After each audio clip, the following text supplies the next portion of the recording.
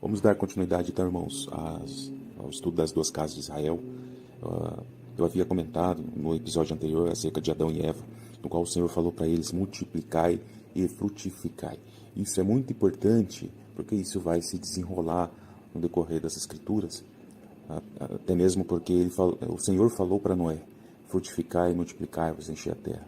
Isso faz muito sentido quando avançamos aí na leitura de Gênesis. Quando a gente chega para Abraão, tem promessas que vai associar com uma descendência como estrelas do céu, como areia que está na praia do mar, e através dessa descendência, todas as nações serão benditas. Então, se você não assistiu o primeiro episódio, convido você a assistir, a entender essa promessa tão valiosa que Deus entregou para Abraão, que está em Gênesis, no capítulo 22, a partir do verso 17. Então, nós temos essa necessidade de entender o que é a descendência de Abraão ela vai receber como promessa. Importante que para Isaac, Deus também falou acerca de multiplicar e que esta descendência seria como as estrelas do céu. E nós vamos enfatizar aqui acerca dessa descendência como estrelas do céu.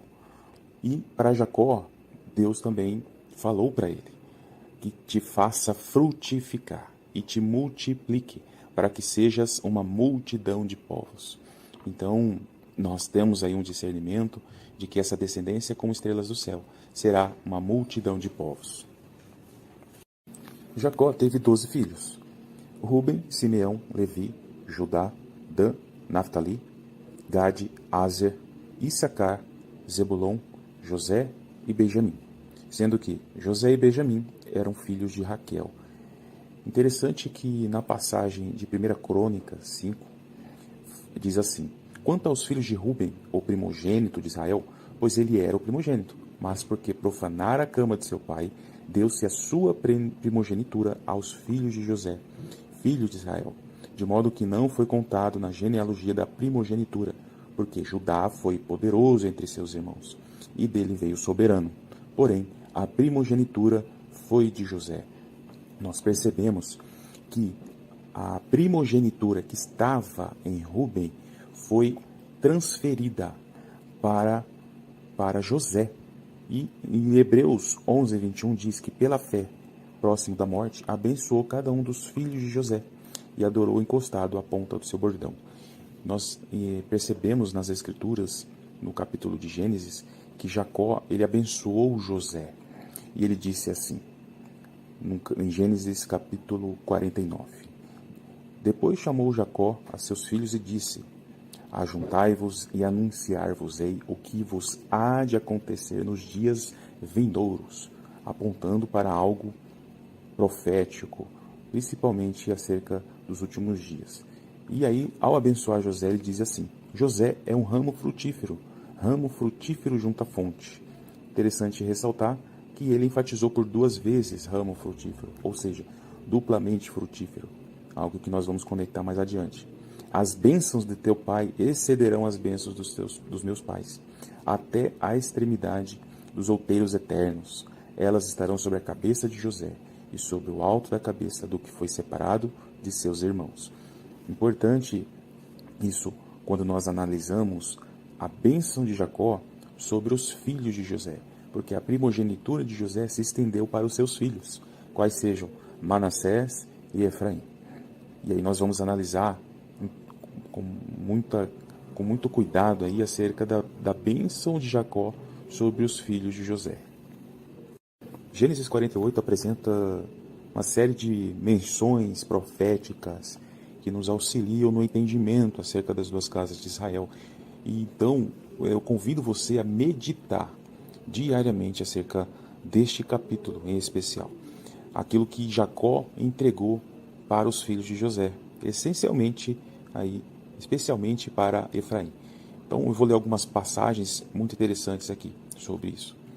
Jacó disse para José: o Deus Todo-Poderoso me apareceu em luz na terra de Canaã e me abençoou e me disse: eis que te farei frutificar e multiplicar, e tornar-te-ei uma multidão de povos, e darei esta terra à tua descendência depois de ti, em possessão perpétua. Então Jacó trouxe a lembrança para José aquilo que o Senhor já havia dito para ele, aquilo que Deus já havia falado aos patriarcas: frutificar, multiplicar, multidão de povos, possessão perpétua para uma descendência. E aí Jacó vai abençoar os filhos de José. Ele vai falar assim: Efraim e Manassés serão meus, como Rúben e Simeão. O que isso significa? Significa que Efraim e Manassés, eles serão como Rúben e Simeão. A primogenitura que estava sobre Rúben e Simeão foi transferido, foi repassado para os filhos de José. E aí Israel estendeu a sua mão direita sobre a cabeça de Efraim, que era o menor, e a sua mão esquerda sobre a cabeça de Manassés. Ele fez isso de maneira proposital, porque José deixou Manassés na mão direita de Jacó, e Efraim, por ser o filho mais novo, na mão esquerda. A bênção da primogenitura estava na mão direita, e teria que ser sobre Manassés. Porém, Jacó, entendendo acerca das promessas de Deus, e especificamente olhando para a vida de Efraim e para o nome de Efraim, porque Efraim significa duplamente frutífero, então Jacó, ele cruzou as mãos, e a mão direita que estava sobre Manassés foi direcionada para Efraim, e a mão esquerda que estava sobre Efraim foi direcionada para Manassés. E aí Jacó disse: seja chamado neles o meu nome. O que isso significa? Que Efraim e Manassés, eles iam conduzir o nome de Israel. Neles seriam chamados o nome de Israel. Então isso é muito interessante, porque mais adiante na história nós vamos perceber que o reino do norte, onde tinham 10 tribos, dos quais Manassés e Efraim estavam lá, eles conduziriam o nome de Israel. Por isso que o reino do norte também era chamado de casa de Israel. Isso é muito importante no contexto profético, principalmente. E Jacó ainda disse que eles seriam multiplicados como peixes. Multipliquem-se como peixes. Isso faz muito sentido quando nós vamos analisar a menção ali em Jesus, quando Jesus chama os seus discípulos e disse: de agora em diante serás pescadores de homens. Por quê? Porque a missão ali para os discípulos era de realmente avançar nas nações, propagando o evangelho e pescar homens na terra. Então isso é muito profético, o que Jacó disse ali na ocasião da bênção sobre os filhos de José. Outro detalhe interessante é que Jacó disse para José que o irmão menor será maior do que Manassés. Manassés seria uma nação, mas Efraim seria uma multidão de nações. Isso nós vamos entender porque Efraim, por seu nome significar duplamente frutífero, então a bênção da primogenitura, e principalmente a porção dobrada da primogenitura, seria sobre Efraim. Tanto é que em Jeremias 31, verso 9, o próprio Deus vai falar que Efraim é o meu primogênito. Isso é muito importante. Outro detalhe, que Jacó disse que Efraim seria uma multidão de nações. Essa palavra no hebraico é Melohagoim, que significa plenitude dos gentios. E aí faz muito sentido o que Paulo mencionou em Romanos 11, 25, acerca da salvação de todo o Israel. Existe um propósito do Senhor sobre todas as nações. E quando a plenitude dos gentios chegar no seu patamar de completude, então o Senhor alcançaria a todos os remanescentes de Jerusalém. E então todo Israel será salvo. Então, muito importante nós analisarmos esses contextos iniciais de Gênesis, de Abraão, Isaac, Jacó, e aí entender principalmente a bênção da primogenitura de Jacó sobre José, que se estende sobre os seus filhos, essencialmente sobre Efraim.